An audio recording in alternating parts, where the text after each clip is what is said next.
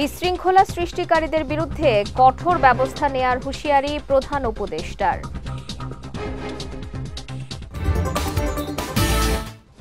এজেন্সির গাফিলতিতে কেউ হজে যেতে না পারলে ব্যবস্থা, বললেন ধর্ম উপদেষ্টা।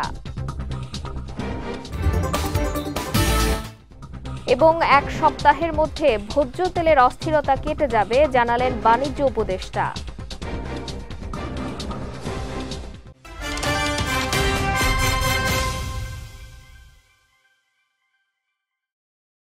আসসালামু আলাইকুম। বিজয় রাতের সংবাদে আমন্ত্রণ জানাচ্ছি আমি সঞ্জিদা আজিজ। শুনছিলেন শিরোনাম, এবারে বিস্তারিত। যারা বিশৃঙ্খলা সৃষ্টি করে দেশ নিয়ে ষড়যন্ত্র করবে তাদের বিরুদ্ধে কঠোর ব্যবস্থা নেয়ার হুঁশিয়ারি দিয়েছেন প্রধান উপদেষ্টা ডক্টর মোহাম্মদ ইউনূস। তার আশঙ্কা, পতিত স্বৈরাচার আওয়ামী লীগ পতন মেনে নিতে না পেরে সামনে আরও বিশৃঙ্খলা পরিস্থিতি তৈরি করতে পারে। এজন্য সবাইকে সচেতন থাকার তাগিদ দেন তিনি। সকালে জুলাই অভ্যুত্থানে নিহত ও আহতদের পরিবারের সদস্যদের সঙ্গে মত বিনিময় অনুষ্ঠানে তিনি এসব কথা বলেন। জুলাই আন্দোলনে আত্মত্যাগকারীরা ইতিহাসের স্রষ্টা উল্লেখ করে ডক্টর ইউনূস বলেন, নতুন বাংলাদেশ সৃষ্টির পেছনে ত্যাগ স্বীকার করা এসব যোদ্ধাদের প্রাতিষ্ঠানিক স্বীকৃতি দিতে আজ থেকে জুলাই স্মৃতি পরিদপ্তর পথ চলা শুরু করেছে। এ সময় নিজেদের মধ্যে বিভেদ তৈরি না করে এক হয়ে কাজ করার আহ্বান জানান তিনি। স্বৈরাচারের লোক শুধু সরকারে নয়, গ্রামগঞ্জেও আছে মন্তব্য করে ডক্টর ইউনূস বলেন, তাদেরকে মারধর করে নয় বরং শোধরাতে হবে। এ সময় দ্রুত বিচারের নামে সরকার কোনো অবিচার করবে না বলেও জানান প্রধান উপদেষ্টা। যে জাতি ইতিহাসকে স্মরণ করতে পারে না, সে জাতির ভবিষ্যৎ নেই। আপনারা হলেন সেই জ্বলন্ত জীবন্ত ইতিহাস। কাজে জাতির পক্ষ থেকে আজকে আবার সুযোগ পেয়েছে, শুধু এই স্বীকৃতিটা সবার পক্ষ থেকে আপনাদের কৃতজ্ঞতা জানানো। এটা মনের বিষয়, এটা কোনো টাকা পয়সার, কোনো প্রাতিষ্ঠানিক কোনো বিষয়ের বিষয় না। মনের থেকে এটা হতে থাকবে যদি আমরা যে বাংলাদেশ নতুন বাংলাদেশ হিসেবে তৈরি করলাম সেটা সেভাবে রাখতে পারি। আপনারা এনে দিয়েছেন, আমরা রাখতে পারবো কি, সেটা তো একটা প্রশ্ন। এটাকে হেলায় ফেলে দিলে হবে না। এজেন্সির অবহেলা বা গাফিলতির কারণে কেউ হজে যেতে না পারলে তাদের বিরুদ্ধে শাস্তিমূলক ব্যবস্থা নেওয়া হবে বলে হুঁশিয়ারি দিয়েছেন ধর্ম বিষয়ক উপদেষ্টা আফম খালিদ হোসেন। সকালে সচিবালয়ে ধর্ম বিষয়ক মন্ত্রণালয়ে এক প্রেস ব্রিফিংয়ে এই হুঁশিয়ারি দেন তিনি। বলেন, এজেন্সির অবহেলা বা গাফিলতির কারণে কোনো হজ যাত্রী হজ করতে না পারলে সে দায় সংশ্লিষ্ট এজেন্সিকে নিতে হবে। কোনোভাবেই সৌদি সরকার কিংবা ধর্ম বিষয়ক মন্ত্রণালয় এই দায় বহন করবে না। কোনো এজেন্সি যদি হাজিদের সাথে চুক্তি করার কথা আছে, হাজিদের সাথে চুক্তি করতে হবে, কত দূরত্বে তারা রাখবেন, কি পরিমাণ খাবার দিবেন, কি ফ্যাসিলিটিস অ্যামিনিটিস দিবেন, এগুলো লেখা আছে, কত টাকা নেবে লেখা আছে। তো যদি কোনো এজেন্সি হাজিদের সাথে চুক্তি ভঙ্গ করে আমাদের কাছে স্পেসিফিক্যালি এগুলো যদি আমাদের জানায়, আমরা অ্যাকর্ডিং টু বিধি এটা ব্যবস্থা নেব। পিরোজপুরে স্থানীয় সরকার উন্নয়নে ৩,১৭৬ কোটি টাকার মধ্যে ১,৭৪৭ কোটি টাকা লুটপাট করা হয়েছে। এ বিষয়ে পিরোজপুরের নির্বাহী প্রকৌশলী আব্দুস সাত্তার হাওলাদার সহ ১১ জনের বিরুদ্ধে ব্যবস্থা নেওয়া হয়েছে বলে জানিয়েছেন স্থানীয় সরকার উপদেষ্টা আসিফ মাহমুদ সজীব ভুঁইয়া। দুপুরে নগর ভবনে আয়োজিত সংবাদ সম্মেলনে এসব কথা জানান তিনি। উপদেষ্টা আরও বলেন, জাতীয় নির্বাচনের আগে স্থানীয় সরকার নির্বাচন করতে চায় সরকার, তবে রাজনৈতিক দলগুলোর মতামত নিয়েই চূড়ান্ত সিদ্ধান্ত নেওয়া হবে। এ সময় শিগগিরই ঢাকা শহরের সব খেলার মাঠ দখলমুক্ত করে জনগণের জন্য উন্মুক্ত করে দেওয়ার কাজ চলছে বলেও জানান স্থানীয় সরকার উপদেষ্টা। লোপাট করা হয়েছে প্রায় ১৬৪৭ কোটি ৪৮ লক্ষ টাকা। মুখ্য সচিব থেকে শুরু করে স্থানীয় পর্যায়ে যতগুলো বডি আছে, একদম কাজ শুরু করা থেকে বিল উত্তোলন পর্যন্ত সবার এক ধরনের সংশ্লিষ্টতার মাধ্যমে, যোগসাজশের মাধ্যমে এই লুটপাটটা করা হয়েছে, যেটা আমাদের প্রায় ৩ ধাপে তদন্তের পর উঠে এসেছে। এবং এই বিষয়ে সংশ্লিষ্ট যারা পিআরএল ভোক্তা আছেন তাদের ব্যাপারে ব্যবস্থা নেওয়ার জন্য দুদক সিএজি তাদেরকে আমরা লিখেছি। জাতীয় ঐক্য ত্বরান্বিত করতে আগামী বুধবার বিএনপি ছাত্র সমন্বয়ক ও জাতীয় নাগরিক কমিটির সঙ্গে বৈঠক করবে নাগরিক ঐক্য। সকালে রাজধানীর তোপখানা রোডে নাগরিক ঐক্যের কার্যালয়ে সংবাদ সম্মেলনে এই বৈঠকের ঘোষণা দেন দলটির সভাপতি মাহমুদুর রহমান মান্না। তিনি আরও জানান, দেশের সামগ্রিক ও রাজনৈতিক পরিস্থিতি বিবেচনায় গণতন্ত্র উত্তরণে সবাইকে একমত হতে হবে। এ সময় সরকারে বসে রাজনৈতিক দল গঠনের প্রস্তুতি ভবিষ্যৎ রাজনীতির জন্য খুব একটা ভালো নয় বলেও মন্তব্য করেন মাহমুদুর রহমান মান্না।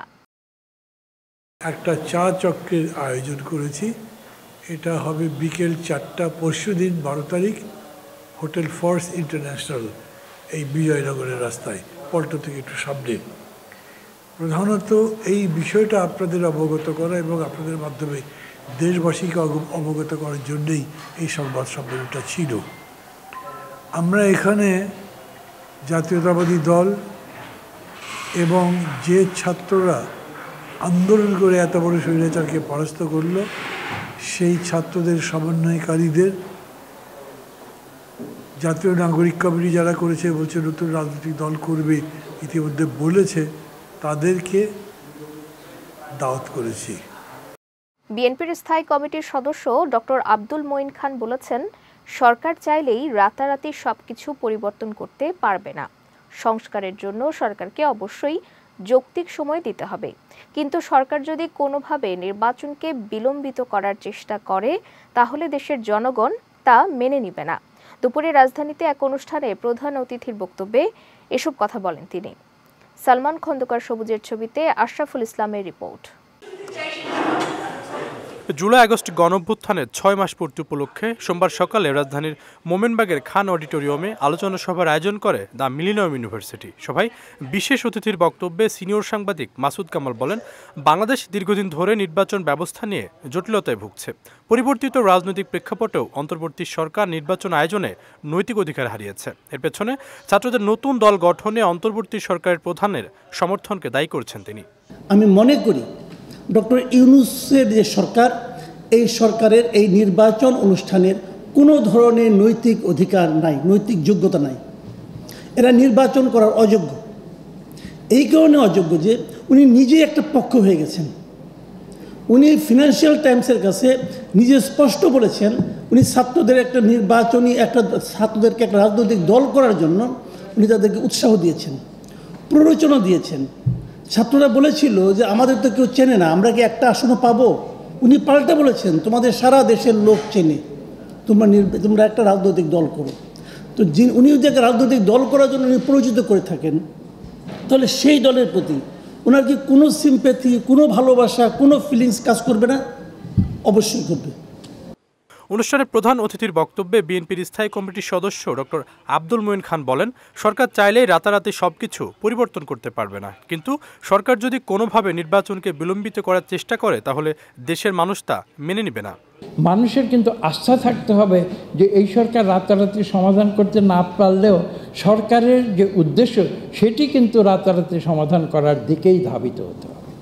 সরকার যদি কোনো এক্সকিউজ বা কোনো কারণ দেখিয়ে বা প্রিটেক্সট দেখিয়ে যদি তারা নির্বাচনকে বিলম্বিত করতে চান, আমি নির্বাচনকে বিলম্বিত করার অর্থ এভাবে বলছি যে এই দেশ যে রূপান্তরিত হবে স্বৈরাচার থেকে গণতন্ত্রে, এই রূপান্তর প্রক্রিয়াকে যদি বিলম্বিত করতে চায় সরকার, তাহলে কিন্তু বাংলাদেশের মানুষের চোখকে তারা কেউ ফাঁকি দিতে পারবে না। ছাত্ররা যা পারবেন তার রাজনীতিবিদরা পারবেন না উল্লেখ করে মঈন খান আরও বলেন, আওয়ামী লীগ গণতন্ত্রকে মেনে নিতে পারেনি বলেই 5 ফেব্রুয়ারি ধানমন্ডি 32 নম্বরে শেখ মুজিবুর রহমানের বাড়িতে ভাঙচুরের ঘটনা ঘটেছে।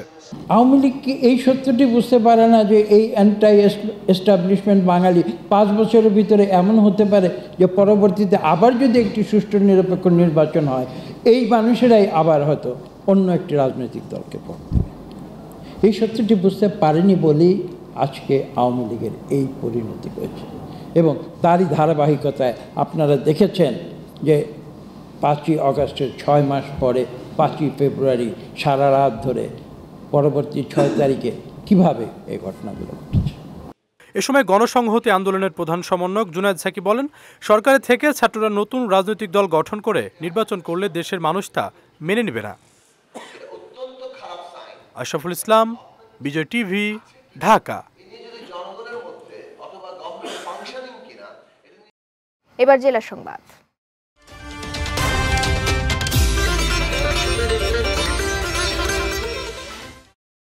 এক সপ্তাহের মধ্যে ভোজ্য তেলের অস্থিরতা কেটে যাবে বলে জানিয়েছেন বাণিজ্য উপদেষ্টা শেখ বশির উদ্দিন।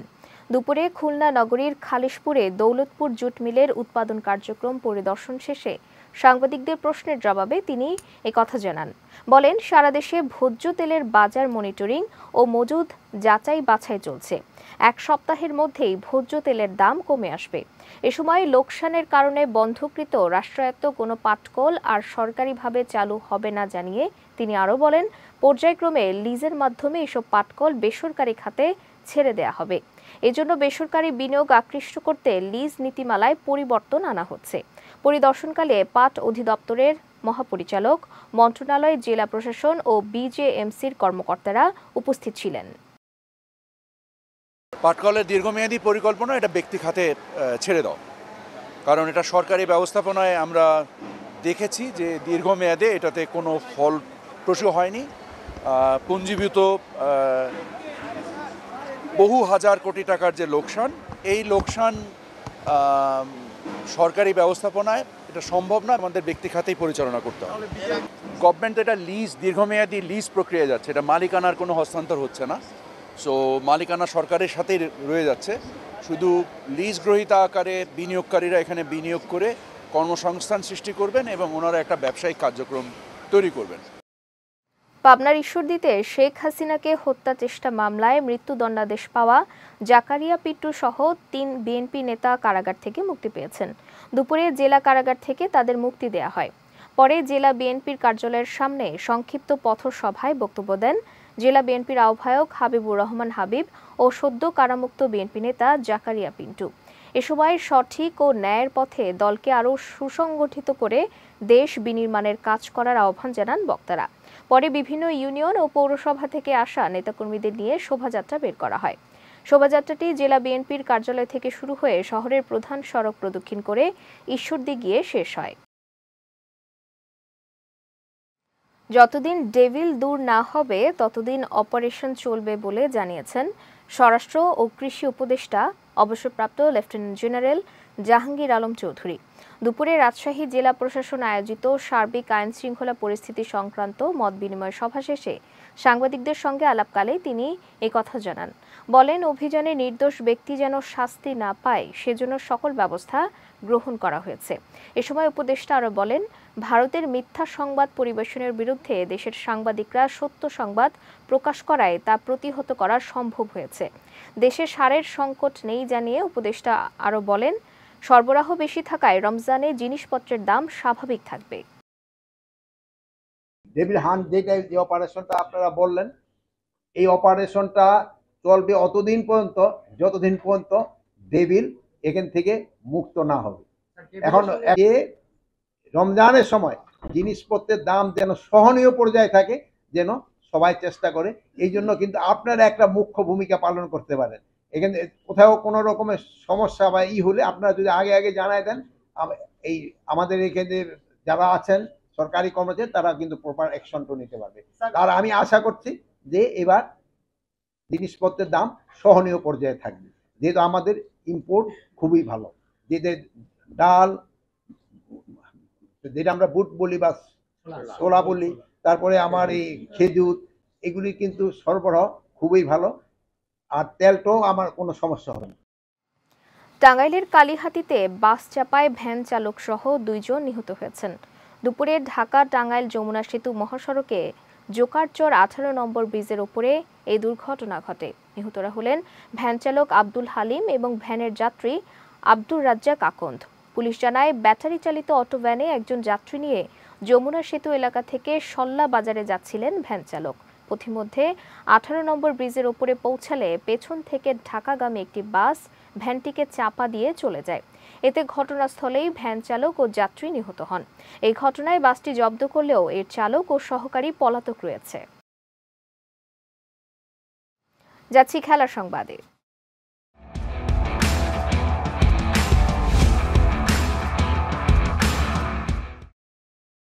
এবার চ্যাম্পিয়ন্স ট্রফির আগে সেরা প্রস্তুতির ঘাটতি দেখছেন বাংলাদেশের প্রধান কোচ ফিল সিমন্স। আজ মিরপুর শেরেবাংলা স্টেডিয়ামে আয়োজিত এক সংবাদ সম্মেলনে তিনি এই কথা বলেন। আগামী 19 ফেব্রুয়ারি শুরু হবে চ্যাম্পিয়ন্স ট্রফি। তবে বিপিএল এর ব্যস্ত সূচির কারণে বাংলাদেশ জাতীয় দলের ক্রিকেটাররা পর্যাপ্ত অনুশীলনের সুযোগ পাননি। এখন পর্যন্ত মাত্র 2 দিন অনুশীলন করেছেন খেলোয়াড়রা, আর দেশ ছাড়ার আগে আরও 2 দিন প্রস্তুতির সুযোগ পাবেন।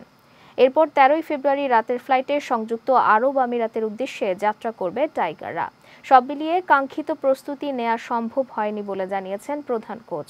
আগামী 20 ফেব্রুয়ারি দুবাইতে নিজেদের প্রথম ম্যাচে শক্তিশালী ভারতের বিপক্ষে মাঠে নামবে নাজমুল হোসেন শান্তরা।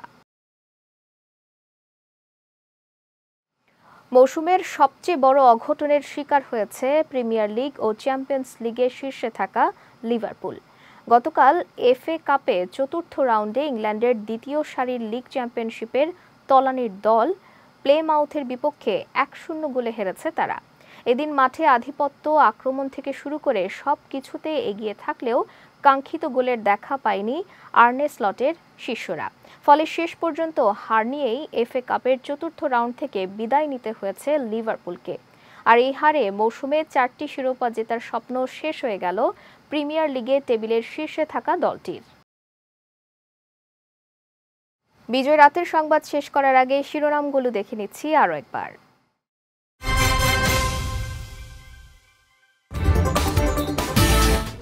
বিশৃঙ্খলা সৃষ্টিকারীদের বিরুদ্ধে কঠোর ব্যবস্থা নেয়ার হুঁশিয়ারি প্রধান উপদেষ্টার।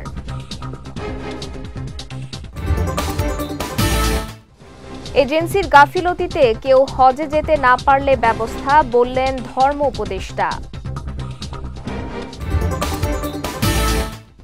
এবং 1 সপ্তাহের মধ্যে ভোজ্য তেলের অস্থিরতা কেটে যাবে, জানালেন বাণিজ্য উপদেষ্টা।